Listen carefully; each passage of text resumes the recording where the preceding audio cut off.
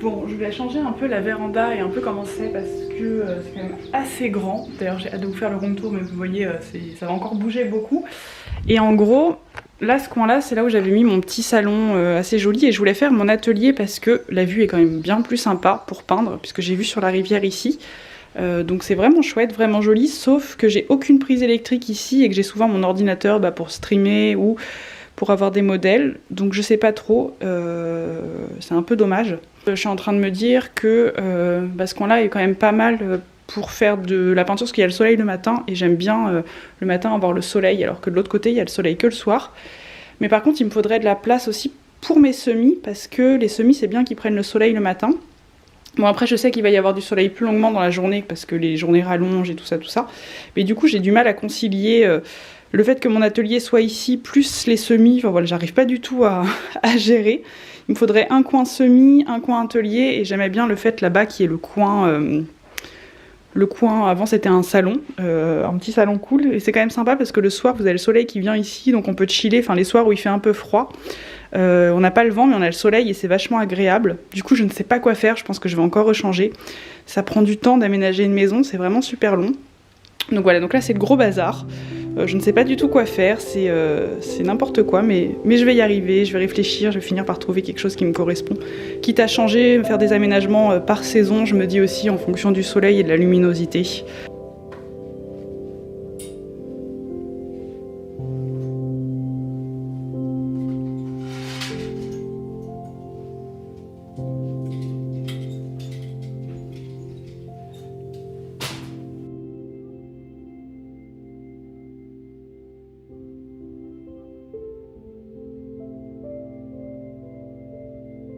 Bon voilà, j'ai un peu avancé ce qui sera à peu près mon coin bureau atelier de la véranda. J'aime beaucoup la vue, c'est pour ça vraiment que je me suis mise ici.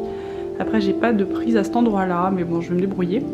Donc voilà, du coup ici ce sera le coin atelier. Ensuite, là il y a encore un peu de bazar, mais ici il y a un petit canapé et qui donne sur le jardin, donc l'été ce sera vraiment chouette. Et pour le moment ici j'ai fait mon coin semi, donc c'est encore le bazar. Après quand tout sera en terre ici, je pourrai remettre de nouveau le petit lit qui était là. Là pour le moment il est plié ici. Et là j'ai mis mon petit secrétaire qui va être aussi un bureau où on pourra travailler au soleil de l'autre côté de la véranda. Donc voilà, je suis plutôt contente. Ça va encore bouger mais déjà c'est plutôt chouette. Et je suis très contente de ce bureau avec vue sur la rivière. Ça c'est vraiment très agréable.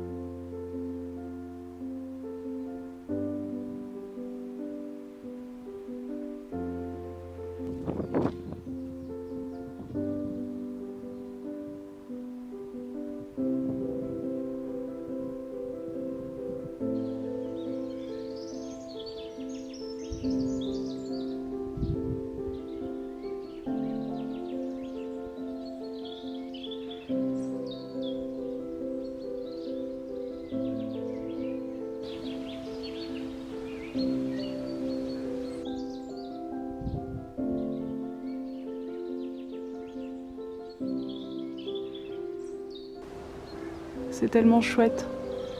J'ai toujours rêvé d'avoir des sols pleureurs à proximité de mon lieu d'habitation, et là j'en ai 2 dans le jardin et ils sont vraiment magnifiques.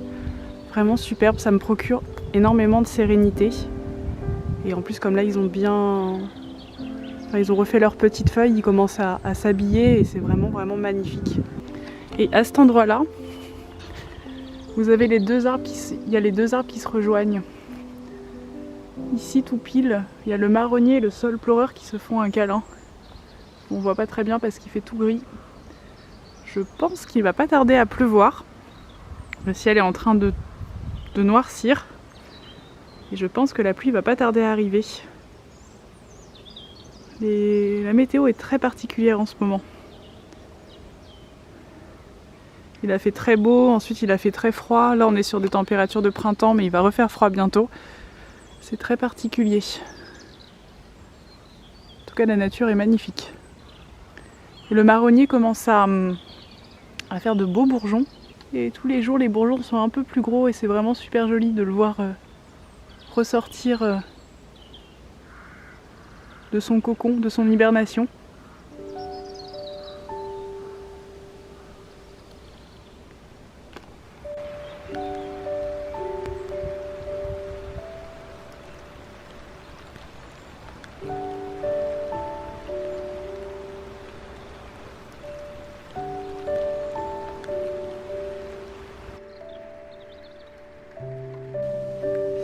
Bon bah j'ai bien fait de rentrer parce que le vent s'est levé d'un coup et ça y est, ça commence à pleuvoir.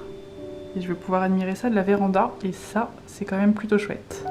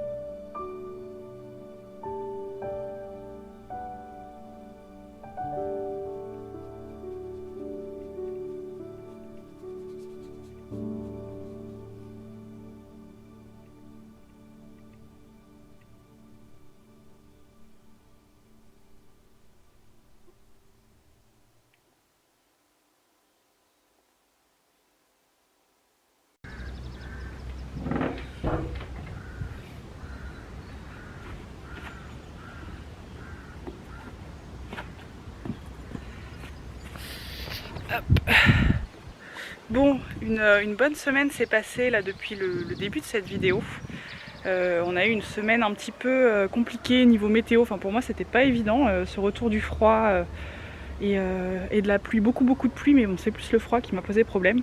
Du coup j'ai complètement mis en pause là le potager, j'ai arrêté, de toute façon ça avait demandé beaucoup de boulot déjà ce premier carré.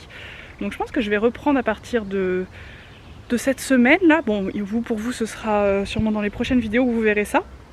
Mais voilà, donc ça a été une semaine un peu compliquée sur pas mal de points. Attendez, je vais me poser, je vais essayer de me mettre à un endroit cool. Tenez, on va se mettre ici. Hop. Bon, c'est pas terrible mon truc, mais bon, ça va à peu près. Ça a été donc une semaine assez compliquée sur pas mal de points, notamment tout ce qui est un peu l'aspect professionnel. C'est récurrent chez moi, ça me revient super souvent. Je suis dans un métier qui est très créatif.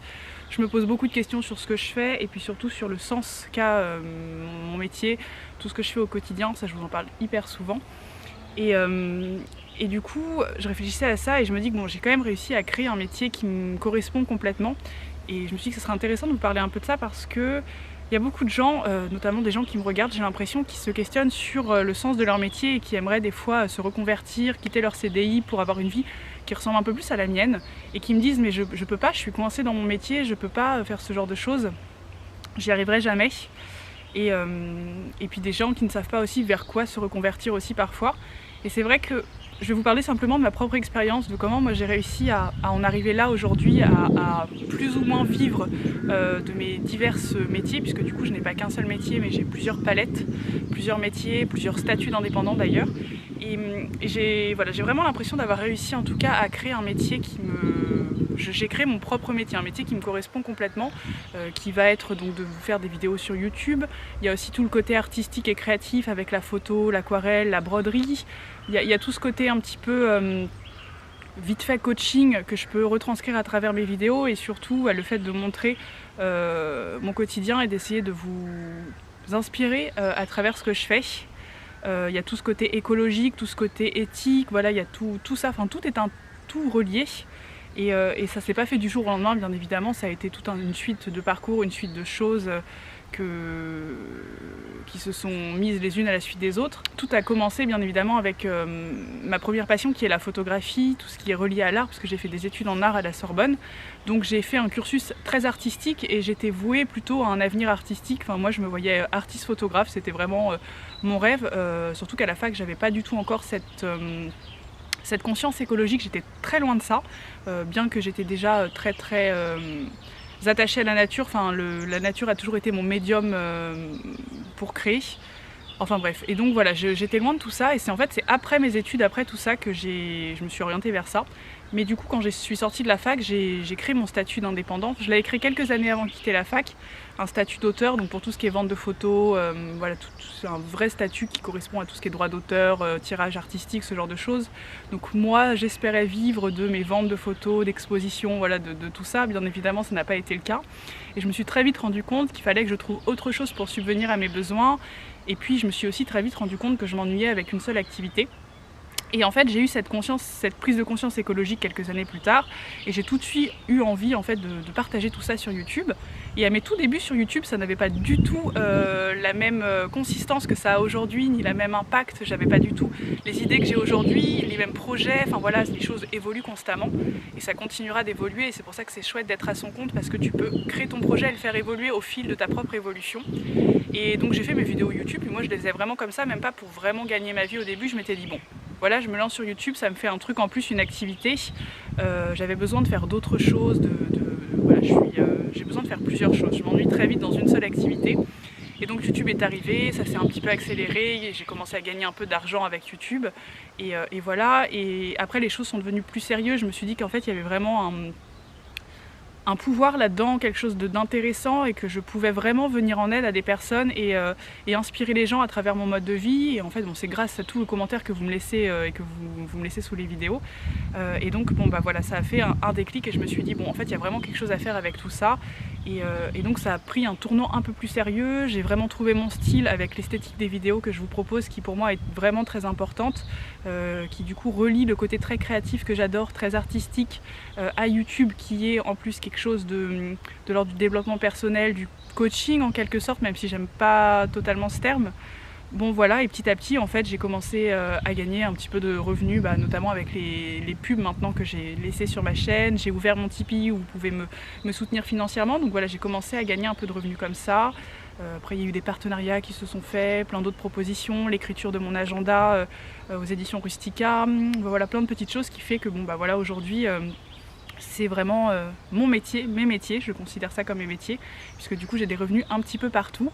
J'ai pas qu'une seule source de revenus, et au fil des années les choses se sont créées, mais en fait ce que j'ai laissé faire les choses, je me suis laissé évoluer autour de ces projets professionnels, artistiques, et aussi qui sont très personnels. Et les choses ont pris un tournant comme ça, et c'est comme ça que j'ai créé ce métier, en quelque sorte, qui est un métier à multipalettes. Et c'était pour vous dire que c'est vraiment réalisable, que c'est vraiment possible, que ça fait peur forcément, puisque il y a forcément, quand on part d'un CDI, il va y avoir une instabilité financière qui fait peur. Il y a plein de solutions pour ça, il y a plein d'aides, il y a plein de possibilités. Enfin voilà, je sais que ça peut faire peur, mais que ce n'est pas irréalisable. Moi c'est vrai que j'ai tout de suite pris ce chemin-là à la sortie de mes études.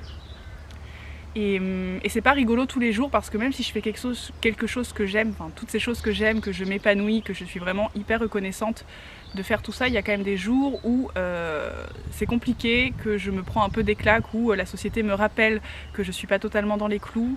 Mon mode de vie, alors pas professionnel, bien que professionnel aussi un petit peu, mais là je voudrais plutôt parler du côté un peu écolo, enfin je sais pas trop comment dire ça, mais tout ce dont je vous parle dans mes vidéos, ça reste quand même un peu marginal encore aujourd'hui. Et parfois, et c'est notamment ce qui s'est passé un peu la semaine dernière, j'ai des moments de remise en question où je me dis mais en fait la société n'est pas avec moi, il y a plein de choses qui font que c'est compliqué, j'ai du mal, même si vous êtes vous très bienveillants dans les commentaires et que j'ai une super communauté, je vous en remercie. Voilà, parfois j'ai des retours de personnes qui me montre bien que il faudrait que je trouve un CDI, qu'il faudrait que bref, que je suis pas dans les clous, mais moi je m'en fiche complètement. On entend le cheval qui tousse. Ce que je veux et ce que j'arrête pas de vous répéter, c'est que j'ai fait le choix de vivre avec moins, mais de vivre mieux, d'avoir moins de revenus, mais j'ai ce qu'il faut pour vivre, j'ai ce qu'il faut pour juste être heureuse, avoir un toit et m'épanouir avec tout ce qu'il y a autour et tout ce qui est autour de moi, et c'est ce qu'il y a de plus important. Et je trouve que j'ai gagné énormément en gain de vie et je me verrais pas du tout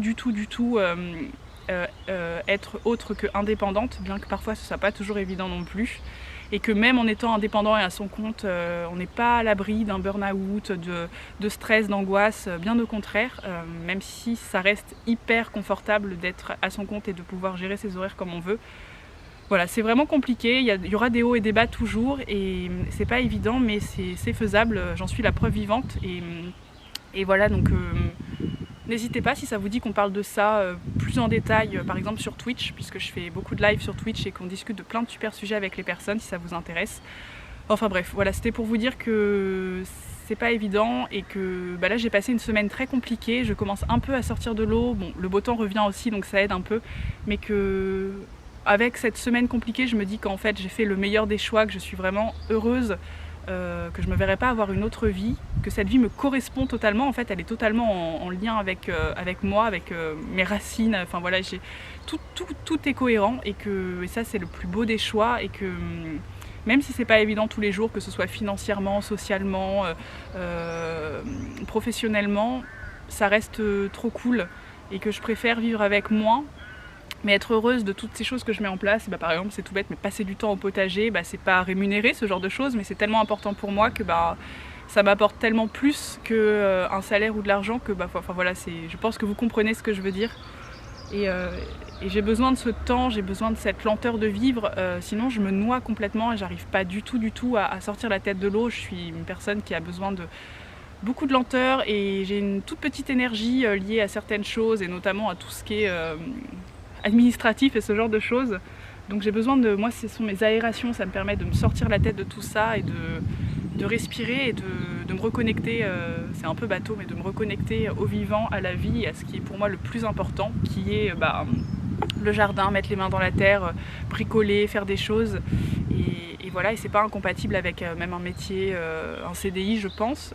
Après tout est une question d'équilibre, enfin voilà, c'est pas évident, c'est un tout. Il faut apprendre à se connaître, bien évidemment, il faut se connaître vraiment très bien. Je pense que ça passe d'abord par une phase d'introspection et de savoir ce qui sera bon pour nous ou ce qui ne le sera pas. Tout le monde n'est pas fait pour de l'auto-entrepreneuriat, tout le monde n'est pas fait pour avoir un CDI.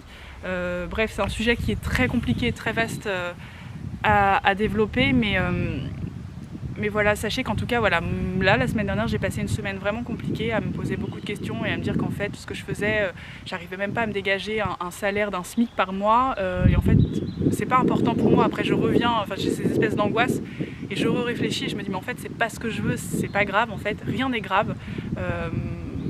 Et je réfléchis à ma vie et je me dis, mais en fait, ces choix que j'ai faits, ils sont cohérents, ils ont du sens, ils viennent de mon cœur, et c'est ce qui est le plus important. Donc voilà, j'espère que ça pourra vous réconforter un petit peu aussi dans vos choix, et en tout cas pour toutes les personnes qui se posent un peu des questions sur leur avenir et sur le sens de leur métier.